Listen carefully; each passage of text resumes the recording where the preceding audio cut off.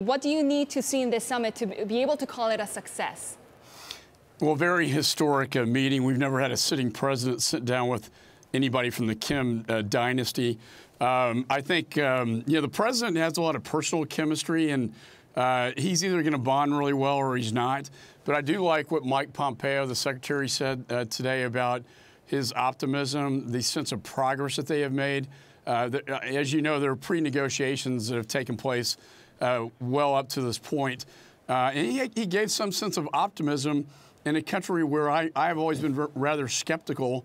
They've defied 3 presidencies, 3 previous administrations, and we have to view it with a sense of caution.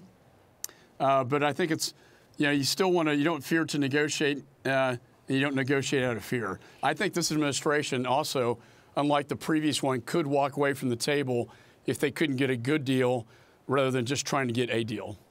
Right. Has the president weakened his hand by feuding with his allies just ahead of the summit?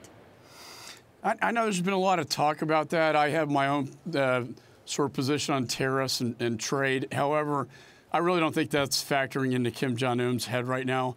I think he's looking at the maximum pressure campaign we put on his country in terms of sanctions, in terms of the ability to militarily strike his country. As Secretary Mattis told me, the purpose of the military is to get the diplomats in the room to do their job.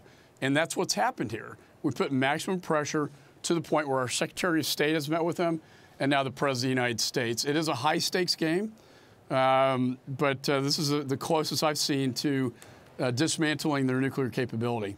Congressman, part of that pressure is potentially military. I mean, I think every American has to hope that this works and it goes well, but the president himself has said it might not. He might walk out. If that happens, and none of us want it to happen, if it happens, how big a step are we taking toward a military solution? Well, we have to negotiate out of strength, not out of weakness, and I think that's what the president is doing. He has a lot of leverage going into these talks, but I think, as Secretary Mattis has often said, that's an option we really prefer not to see play out. I think it would be sort of apocalyptic. It would light up the entire peninsula. And remember, we have over 20,000 American troops in South Korea, in addition to a lot of Americans that live there. So that's obviously the last thing you want to see in the last step. It's only done when the diplomats break down the process and can't negotiate a peaceful settlement.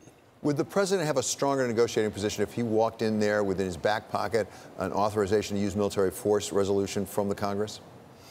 I think it strengthens his hand. I know Lindsey Graham talked about this. I think that this is the American people speaking on behalf of their representatives in the Congress, that we are going to authorize you to use military force if necessary. And the AUMF that we passed after 9/11 obviously wouldn't apply to North Korea. So I think it's a discussion that we should have. A key problem for the U.S. in terms of security, of course, are the intercontinental ballistic missiles that could reach the United States. What do you need to see on this front, not only on ICBMs, though, but also on short-range missiles that could affect the U.S. allies in East Asia? Well, this was a failure, in my opinion, in the Iran negotiations. We did not talk about their ballistic missile capability. I always question Secretary Kerry on Foreign Affairs, why aren't you negotiating this component? I view this as part of the biggest single threat to the homeland, their capability to deliver an ICBM and hit the continental United States with a miniaturized nuclear warhead. And I think that's something that has to be on the table when we talk about dismantling their nuclear weapons capability. That ICBM is part of their nuclear weapons capability. It is the device that delivers the nuclear warhead. I think it has to be a part of these talks.